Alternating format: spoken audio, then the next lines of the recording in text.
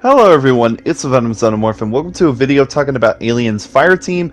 This is going to be everything you need to know leading up to the release of Aliens Fireteam, at least everything that we all know right now, to be able to give you information about what kind of game it is, why it's the way that it is based on the announcement trailer and gameplay that followed, and why this game is so important to the Alien franchise as a whole in regards to video games. So I'm going to start off with the actual game details. Basically, it is a 3-player co-op shooter game. This is going to be a lot similar like Left 4 Dead, except 3 players and 3 people, going against swarms of Xenomorphs as well as Weyland-Yutani automated bots, such as like Working Joes. I believe that there were some Working Joes in the gameplay that were teased, and that was really cool. But there are at least 11 different types of Xenomorphs. 6 of them are on your screen right now. They all look really amazing. The drone and runner are kind of, well, they're basic. They look exactly like they do in the movie, which is both basic and very styled. While the Praetorian, for example, looks amazing, and it's a relatively new type of Xenomorph that has only been discussed either in the comics or Aliens vs. Predator 2010. 6 becomes a Praetorian. So that would be like, this is basically the closest high quality we're going to get to an actual Praetorian. Each of the bigger Xenomorphs have different abilities. Like, for example, the Prowler can actually sneak up and leap on top of a player, causing other players to have to focus on him, while the Praetorian actually has a bulletproof crest and is able to charge forward like a bull. A lot of people thought that the charging Xenomorph in the trailer was a bull alien, but really that was just a Praetorian. It was on all fours for a charging attack, as well as the fact that, you know, it's in a narrow corridor. It's not going to be on its hind legs in a corridor that it can't even stand in. But there are other Xenomorphs like the Burster, which drop a huge pool of acid when they die, and Spitters, which shoot acid from a long distance. These are all Xenomorphs that, at least the ones that we know of so far, that are going to cause stress and problems when you're actually fighting against normal waves of Xenomorphs, and it's actually going to be a really fun and exciting experience in terms of those enemies. As far as the Weyland-Yutani bots, we have zero clue what kind of AIs we're looking at right now. They've teased Working Joes in the gameplay, as I said before, but they've also showed in the announcement trailer some Weyland-Yutani androids with guns. So I should be expecting some Weyland-Yutani androids to actually have some weapons and firepower that could be a threatening position to be in. Another thing that needs to be noted here is it's a third-person game. A lot of people were very upset watching the announcement trailer being like, oh, it's third-person, that's not good. The thing about third-person games is the third-person experience allows you to enjoy and see a lot more, and that's the point of this game. This game has very intricate environments as well as swarms of Xenomorphs that blend in with the background. You're going to want to be able to see everything, and first-person just does not help with that at all. They're going to be a Xenomorph behind you, and you won't be able to see them because you're literally in the first person. You can't see behind you. When you're in third person, you're able to see around the corner. You're able to see up on the wall, behind you, that kind of stuff. If necessary, you can see behind you. These are features that third person benefit towards, and in games like these, third person is kind of a requirement. There are games like Predator Hunting Grounds which try to mix both first and third person, and Predator Hunting Grounds had it a bit backwards. The killer doesn't necessarily need to have third person. Dead by Daylight does it perfectly. The killer can have first person while the survivors have third person. Dead by Daylight is probably the most perfect example for this kind of gameplay mechanic.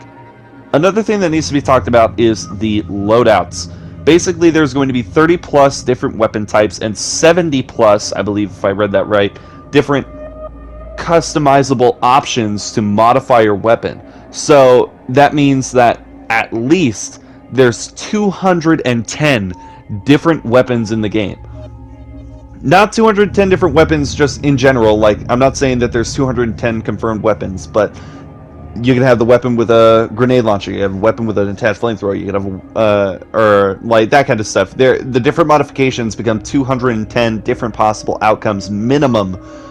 Actually, no, sorry, I'm doing that math wrong. Not 210, 2,100 different possible modification outcomes, unless some of these modifications are specific to certain guns, which would probably make a little bit more sense. There are a lot of customizable options for your weapons. Not to mention that your Colonial Marine is also able to be customized, which is why the third person is another benefiting factor. games like Dead by Daylight and Predator Hunting Grounds, when you're customizing either the killer in Dead by Daylight or the Fireteam in Predator Hunting Grounds, the first person ruins the ability to actually see your customized character. You can see your customized weapon for sure, but in terms of like your character's design, you can't see the skin in the game from a first-person perspective. You have to see it from a third-person perspective in order to get the full glory. And Colonial Marines being in a third-person view, the way you customize them would probably be more fun and experience for the player.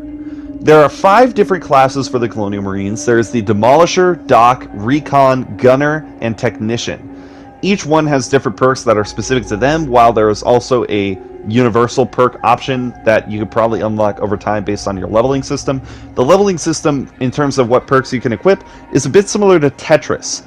You can basically equip perks that fit within a certain space. There's like 1x3s, 1x4s, 2x2s. It's a lot like the blocks in Tetris.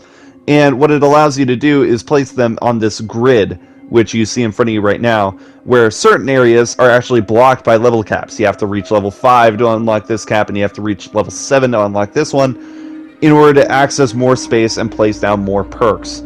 And it's recommended that you actually use your perks wisely, because while it is possible to run 3 technicians in the same match, it isn't recommended. The goal of this game is to try and diversify your group to make it so you have a balanced fire team to fight against the Xenomorphs. You don't want to just run in and be like, okay, we're all going to play technician because all the technicians have the same perk and we can do the same thing in the coolest fashion possible. The goal of this game is to avoid that as much as possible. There's going to be 3 different missions in each campaign. Each campaign, there are 4 of them, so that means there's 12 missions in total to experience. Each mission, at least from what I could tell from the gameplay reveal with Higgs, by the way, love you, Higgs.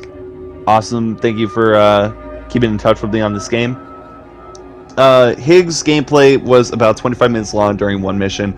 If I am to assume that each mission is the same length, that's at least 5 hours worth of gameplay, which doesn't really sound like a lot, but considering it's a multiplayer game, 5 hours is quite a bit of time to be able to spend with your friends.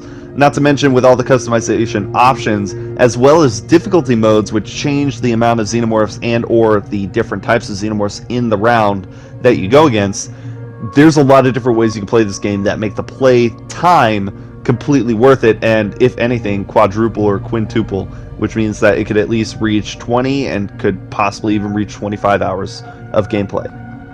This is all, of course, the base game information. Right now, there's no information on any post-launch content coming out, like DLCs or anything like that, but if there is, more likely than not, it's going to be special campaigns and missions, as well as cosmetic items for your Colonial Marine to customize with. One of the things that needs to be noted, most importantly about this game, I believe, is its release date, summer 2021. The reason why this is a very important thing to key right here is the fact that they've been relatively radio silent about this game for a really long time, and Cold Iron Studios was announced in 2018 to be making this game, so the fact that it took 3 years is quite a long time of development. But not to mention that, but 2 days after we see the trailer that says alpha gameplay, they actually show off gameplay of the game to people that want to buy the game on IGN first, and it no longer says that message at the bottom. It could either be beta or it could be even final cut of the game. So, which means that the game could be coming out relatively sooner rather than later. Summer is a relatively long season of the year. It begins at around the end of May, so that should be a really exciting summer for everybody. Not to mention that there's a lot of different games coming out at the same time that are different themes. So like this is definitely a Left 4 Dead kind of game. Five Nights at Freddy's Security Breach is more of an Alien Isolation where it's a survival horror game. There's a lot of different things coming out this year that are very exciting, and I almost said Aliens Colonial Marines. Hate on me, please. I deserve the sin. Aliens Fireteam definitely deserves that praise as being one of its own kind. So, in terms of any feedback that I could give to the devs, in terms of anything that I see that I didn't like, the only thing that I didn't like, in my personal opinion, was that when the turret was getting damaged in the gameplay reveal, when it was, like, close to being done, it was so bright. It was, like, literally, there was more spark than turret there. If you could dial that down a little bit, like, make it so, like, the turret explodes, doesn't do damage, but, like, briefly explodes, to show that the turret has been destroyed, that would probably be a perfect animation or something like that, because the sparks, while definitely a good reminder, like, oh, the turret's weak, at the point that they got where it was extremely bright, I was actually squinting my eyes trying to watch the rest of the trailer. But besides that, everything else looks absolutely fantastic. The Xenomorphs designs are amazing, and the sound design, as well as the environment design is perfect. So thank you, Cold Iron, if you're watching this video. I can't wait to play your game. Me, Andy Campbell, Cameron Rice, Janelle Santa Cruz, we're all, as a group, super hyped. So is my buddy Rafi, so is Ronin Gaming. I'm giving shout-outs basically to everybody here just because I want to be able to show how many people are hyped for your game that I know, as well as how many people I would be absolutely playing with the minute that this game comes out. So if you enjoyed this video, leave a like and subscribe down below. Hit the notification bell for more videos like these. If you want more information on Aliens Fireteam, they have an official Discord now in the link of their announcement trailer, as well as on their Twitter page. And as always, I will see you guys in the next video. Bye-bye!